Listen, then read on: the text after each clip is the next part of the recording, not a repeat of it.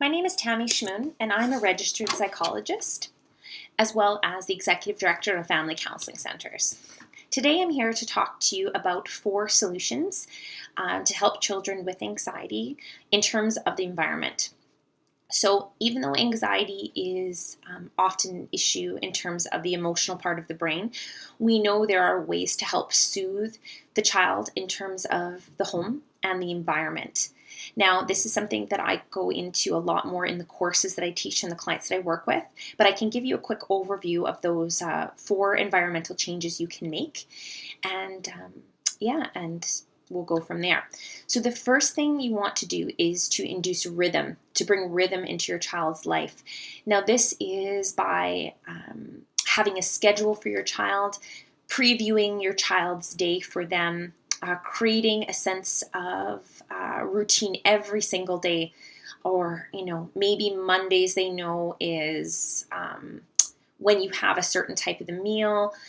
They know bedtimes, they're going to get a book, and then they're going to get a bath, and then, they're going to get a lullaby. And this happens every single night. Keeping foods similar each week, each day of the week, like I mentioned, maybe Mondays is pizza, Tuesdays is lasagna, Wednesdays is meatloaf, Thursdays is pasta, Fridays is steak, and this is the same in, every week. And then once in a while you induce a surprise for your kids. It's also important that part of rhythm is that your child gets enough sleep. And I would say a vast majority of the clients I work with who are anxious are not getting enough sleep. So you can always talk to a psychologist about how to help get your child to sleep. But I can tell you that your child probably needs more sleep if they're anxious. And so that's something to think about. The other part of inducing rhythm is ensuring your child gets lots of play, meaning this is not them going to hockey. This is them playing in their playroom, playing outside, where it is not adult-led, it is child-led, and it is spontaneous. And they're left to their own devices, for an hour a day would be helpful. And we know that kids are not being able to play enough, and this is causing a huge emotional disruption for children. Now, the next thing you can do is work on scheduling. So we had rhythm, and now we have scheduling. So this is understanding that boredom is a good thing. So we want kids to be bored and to have ordinary days. And that overscheduling kids causes anxiety. We know kids need to be kids.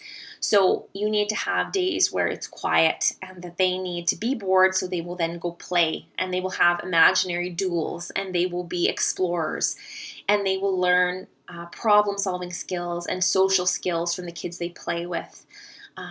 Unfortunately, we are overscheduling our kids, and we spend more time routing them between activities than allowing them the time just to be as little human beings. And kids need downtime. They need time just to be at home with their family, playing, being children.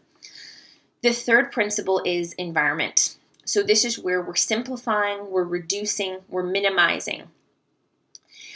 What we want to do is to create an environment that isn't overly complex.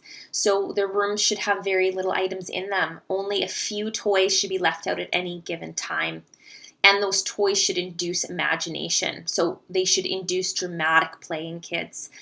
We want to keep the smells limited in the house. We want to create a quietness in the house. We want to use soft lighting. We want to induce soft colors. So we're creating almost a cocoon of sorts in our homes to reduce the noise, literally and figuratively, in our homes. We also want to give their environment, social interactions are important, not screen time. So we want to reduce the amount of screen time we're giving to kids and allowing more for interactions with other people. Also giving your child a chance to engage in nature, to play outside, to go hiking, to go visit a farm. Kids are meant to be outside, climbing trees, getting dirty. And we're often taking that away from kids now for a variety of reasons.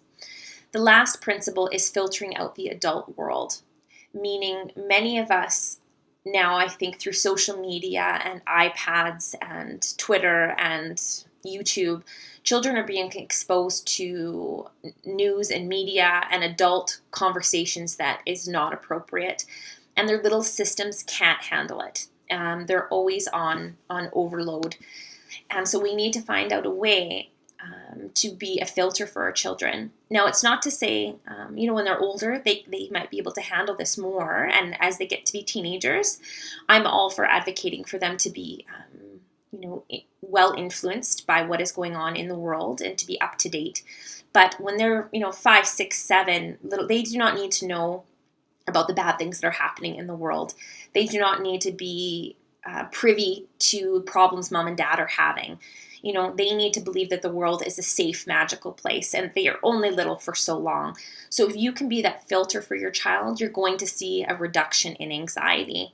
So again, we have to look at rhythm, scheduling, environment, and filtering out the adult world. And you will have a calmer, more regulated, centered little boy or girl.